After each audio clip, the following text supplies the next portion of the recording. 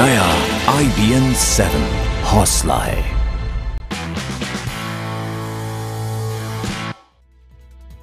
स्वागत है आपका। शुरू करते हैं तेज रफ्तार खबरों का सिलसिला सुपरफास्ट न्यूज में।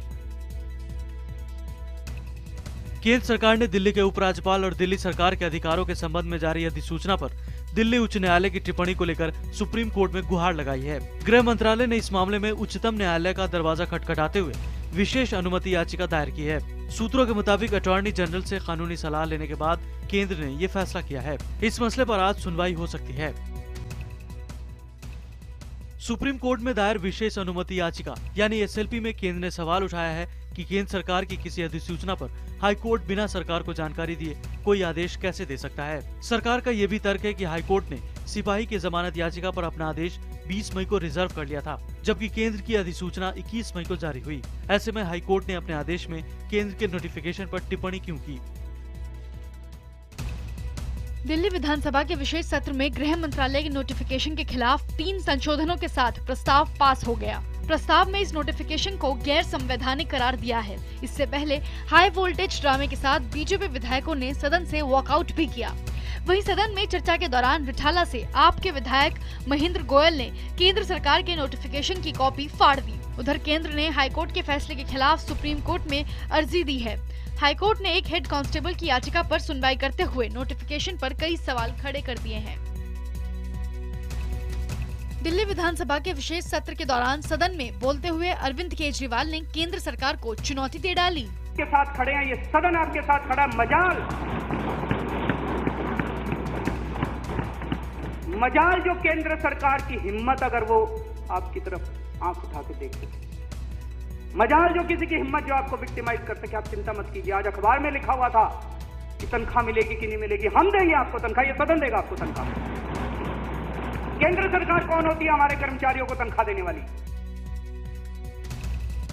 गुर्जर और सरकार के बीच में बातचीत लगातार असफल होने के बाद सरकार ने एक बार फिर उन्हें बातचीत का नया ऑफर दिया है। नए ऑफर पर गुर्जर बातचीत के लिए तैयार भी हो गए हैं। सुबह 11 बजे राजस्थान सरकार के सचिवालय में गुर्जर प्रतिनिधियों की सरकारी प्रतिनिधियों से बातचीत होगी। अगर गुर्जर सहमत हुए तो आंदोलन खत्म हो सकता है। हालांकि बातचीत में आज भी गुर्जर नेता किरोड़ी सिंह बैंसला शामिल नहीं होंगे। गुर्जर आंदोलन खत्म करने के लिए सरकार नए फॉर्मूले के साथ तैयार है। सूत्रों के मुताबिक इसके तहत सरकार गुर्जरों को 50% की सीमा के बाहर विशेष पिछड़ा वर्ग में ही आरक्षण देने के लिए विधानसभा में एक नया बिल ला सकती है।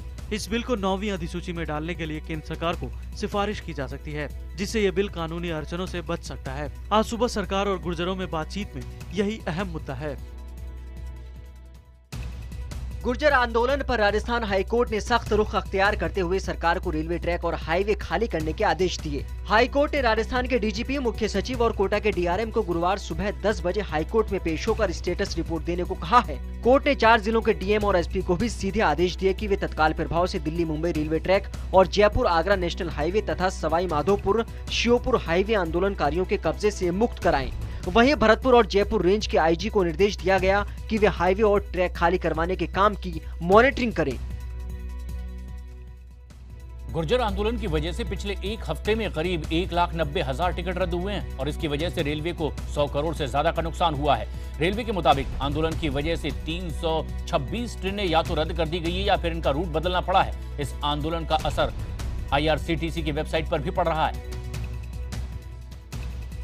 गुर्जर आंदोलन के खिलाफ राजस्थान में करौली जिले में बुधवार को जाटों की महापंचायत हुई। गुर्जरों की ओर से जाटों को OBC से बाहर कर OBC के कोटे में वर्गीकरण की मांग से जाट नाराज हैं। महापंचायत में जाटों ने गुर्जरों की रेल सड़क मार्ग जाम करने की कार्रवाई को गलत बताते हुए सरकार को 3 दिन का अल्टीमेटम दिया।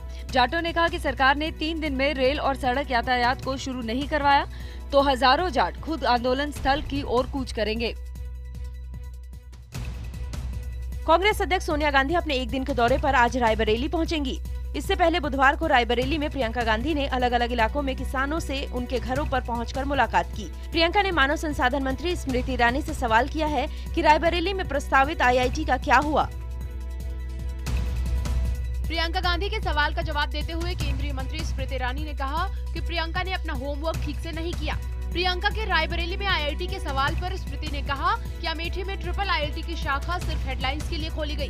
पश्चिम बंगाल के मिदनापुर में बोलते हुए उन्होंने सवाल किया कि राहुल गांधी इतने दिनों से अमेठी के लिए क्या कर रहे हैं। पूर्व प्रधानमंत्री मनमोहन सिंह की प्रधानमंत्री नरेंद्र मोदी से मुलाकात ने राजनीति गर्मा दी है। 10 साल तक इसी 7 रेस कोर्स रोड पर रहने वाले पूर्व पीएम मनमोहन सिंह इस बार मेहमान की तरह वहां पहुंचे। पीएम मोदी भी वहां उनके सम्मान में बाहर खड़े थे। मुलाकात के बाद पीएमओ ने इसे औपचारिक मुलाकात बताया। उधर पीएम ने ट्वीट कर इसे अच्छी मुलाकात बताया। केंद्र में सरकार का 1 साल पूरा करने वाले प्रधानमंत्री नरेंद्र मोदी की वर्ल्ड बैंक के अध्यक्ष जिम युंग किम ने तारीफ की है। किम ने मोदी सरकार के कार्यकाल का 1 साल पूरा होने पर बधाई देते हुए कहा है कि दुनिया को आप जैसे और नेताओं की जरूरत है। मोदी ने उनके इस संदेश पर धन्यवाद दिया। राजधानी दिल्ली समेत देश के कई हिस्सों में गर्मी और लू का प्रकोप जारी है। भीषण गर्मी के कहर ने अब तक 1300 से ज्यादा लोगों की जान ले ली है। गर्मी की इस मार का सबसे ज्यादा असर आंध्र प्रदेश और तेलंगाना में देखने को मिल रहा है। अकेले आंध्र प्रदेश में अब तक लू से 1020 लोगों की मौत हुई है, जबकि तेलंगाना में 340 लोगों की मौत हो गई। आंध्र प्रदेश के जंगमहेश्वरपुरम में तापमान 47 डिग्री रिकॉर्ड किया गया, जबकि तेलंगाना के खम्मम और नालगोंडा में पारा 46 डिग्री रहा। यूपी के कई जिलों में पारा 46 के पार पहुंच गया है। मौसम विभाग के मुताबिक अगले 48 घंटे तक हरियाणा, चंडीगढ़, पंजाब, विदर्भ और ओडिशा में उच्च तापमान बना रहेगा। मौसम विभाग के अनुसार पंजाब, उत्तर प्रदेश, राजस्थान में 2 दिनों तक हालात जस के तस रहेंगे। मध्य प्रदेश, छत्तीसगढ़ और ओडिशा के कुछ इलाकों में भी राहत की उम्मीद नहीं है। दिल्ली में शनिवार तक गर्मी से कुछ राहत मिल सकती है। वहीं गुजरात के अहमदाबाद में 7 लोगों की गर्मी की वजह से मौत हो गई, जबकि दिल्ली में भी लू की वजह से 2 लोगों के मरने की आशंका जताई जा रही है। विश्व हिंदू परिषद के नेता अशोक सिंघल ने गंगा की सफाई के लिए बने नमामि गंगे मिशन के काम करने के तरीके पर सवाल खड़े किए हैं। अशोक सिंघल ने कहा कि सरकार नमामि गंगे पर नियम भले बनाए, पर गंगा को प्रदूषण करने वालों को दंडित करना चाहिए ताकि गंगा की धारा अविरल बहे। सिंघल ने कहा कि नमामि गंगे पर शोर मचाने से कुछ नहीं होगा। गंगा के प्रति लोगों में श्रद्धा का भाव है, इसलिए नमामि गंगे के नाम पर शोर बंद किया जाए।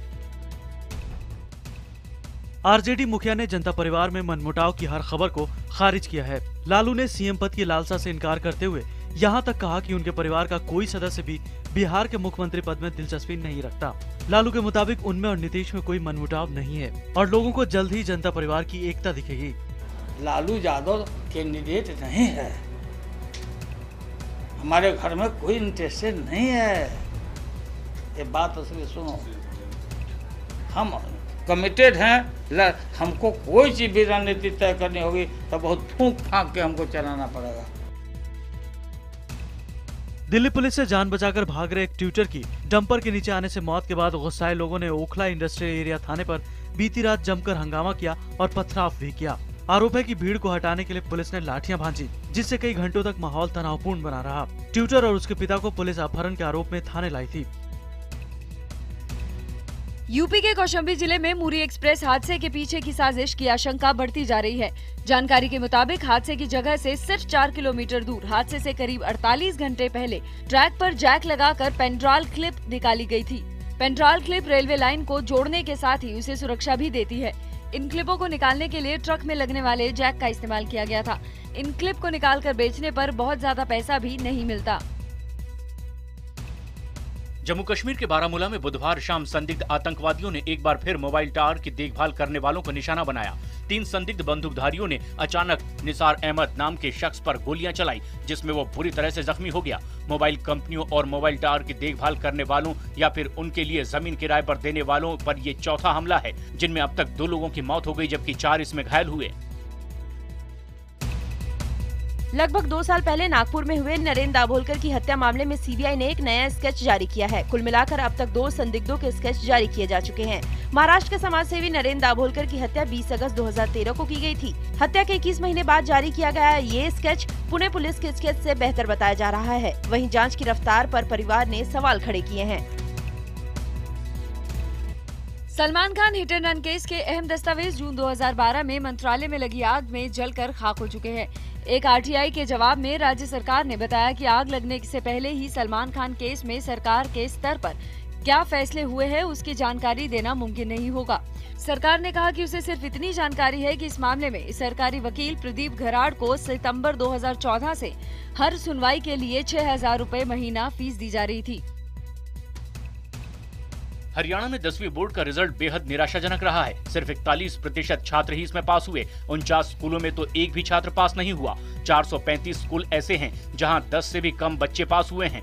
12वीं का रिजल्ट भी 60 से 70% से कम रहा है। पूरे प्रदेश के स्कूलों में लेक्चरर्स की कमी के साथ साथ मूलभूत जरूरत की चीजों में भी कमी है। रिजल्ट खराब होने के पीछे शिक्षा पॉलिसी को जिम्मेदार माना जा रहा है। रणथंभौर के बाद T24 के लिए अब मन्नतें और दुआएं की जा रही हैं। जयपुर के गोविंद देव जी मंदिर में प्रार्थना की गई तो अजमेर में ख्वाजा गरीब नवाज की दरगाह पर चादर चढ़ाकर भी टाइगर T24 की रणथंभौर वापसी के लिए गुहार लगाई गई। T24 को नरभक्षी बताकर उदयपुर के चिड़ियाघर भेज दिया गया था, जबकि उसका परिवार रणथंभौर में ही है। इससे नाराज T24 ने खाना पीना छोड़ दिया था। T24 की वापसी को लेकर कोर्ट में अगली सुनवाई 28 मई को होगी। रिलायंस ग्रुप और MMRDA ने मुंबई में बच्चों के खेलने के लिए पार्क और पार्किंग की समस्याओं को ध्यान में रखकर जियो गार्डन बनाकर मुंबई वासियों को तोहफा दिया है।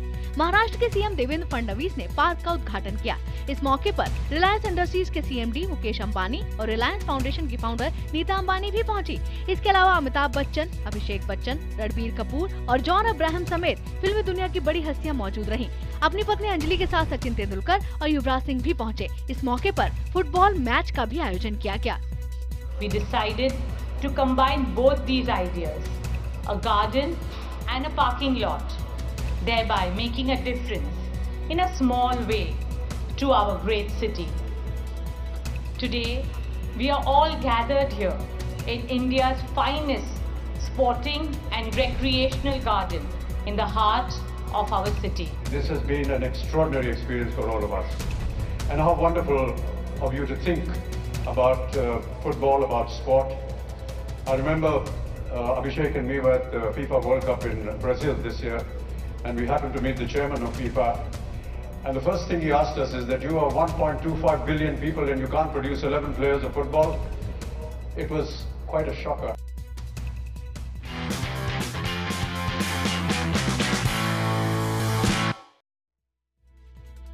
पाकिस्तान ने पहले वनडे मैच में जिम्बाब्वे को 41 रन से हरा दिया है। शोएब मलिक की शतकीय पारी की बदौलत पाकिस्तान ने 50 ओवर में 375 रन बनाए। जवाब में जिम्बाब्वे की टीम 50 ओवर में 5 विकेट के नुकसान पर 334 रन ही बना सकी।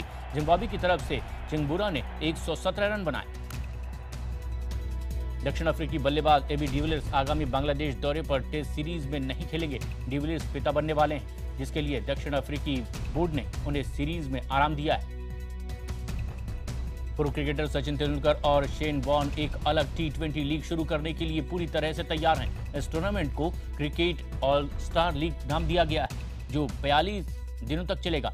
इसके लिए उन्होंने कई दिग्गज क्रिकेटर्स के साथ भी करार कर लिया है। ये लीग अगस्त के आखिरी सप्ताह में या फिर सितंबर के पहले हफ्ते में शुरू किया जाएगा। इस लीग में इंटरनेशनल क्रिकेटर से रिटायर हो चुके Glenn McGrath, Sourav Ganguly, Rahul Dravid, Ricky Ponting जैसे 28 दिग्गज खिलाड़ी खेलेंगे, जिसमें 15 मैच खेले जाएंगे।